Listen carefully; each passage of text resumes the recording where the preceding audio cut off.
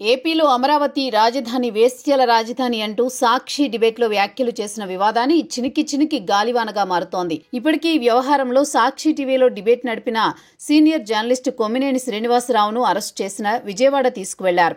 ఈ నేపథ్యంలో సాక్షి మీడియా ఆఫీసులపై తెలుగు మహిళ, అమరావతి మహిళలుగా చెప్పుకుంటున్న కొందరు దాడులకు దిగుతున్నారు.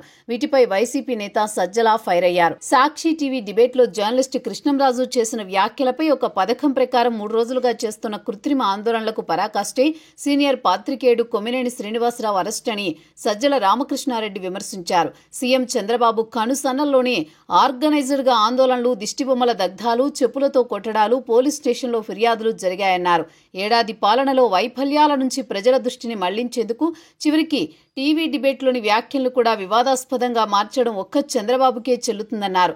కొమ్మినేని అరెస్టును ఖండించారు. సాక్షిలో కొమ్మినేని నిర్వహిస్తోన్న డిబేట్లో కృష్ణంరాజు అనే సీనియర్ జర్నలిస్ట్ అమరావతి చుట్టుపక్కల ప్రాంతాల్లో వేశ్యలు ఎక్కువ సంఖ్యలో ఉన్నారని చేసిన వ్యాఖ్యల్ని వక్రీకరించి టీడీపీ ప్రచారం చేయడం ప్రారంభించిందని సజ్జల ఆరోపించారు. టీడీపీ వెబ్సైట్లో మొదలుపెట్టిన ఈ ప్రచారాన్ని చంద్రబాబు కృష్ణంరాజు వీడియోను ట్వీట్ చేసి మరింత రెచ్చగొట్టారు.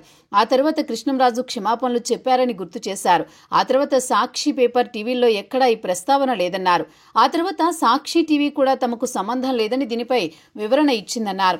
అయినా కృత్రిమంగా ఆర్గనైజ్డ్ ఆందోళనలు మొదలుపెట్టారని సజ్జల ఆరోపించారు. అలాగే రాష్ట్ర వ్యాప్తంగా జనాన్ని పోగేసి ఆందోళనలు చేయిస్తున్నారన్నారు. ఇందులో భాగంగా సాక్షి కార్యాలయాలపై జరుగుతోన్న దాడుల్ని ప్రస్తావిస్తూ శంకర తెగవారే ఆర్గనైజ్డ్ గా ఇలాంటి ఆందోళనలు చేస్తున్నారని విమర్శించారు. దీనిపై మంత్రి లోకేష్ స్పందించారు.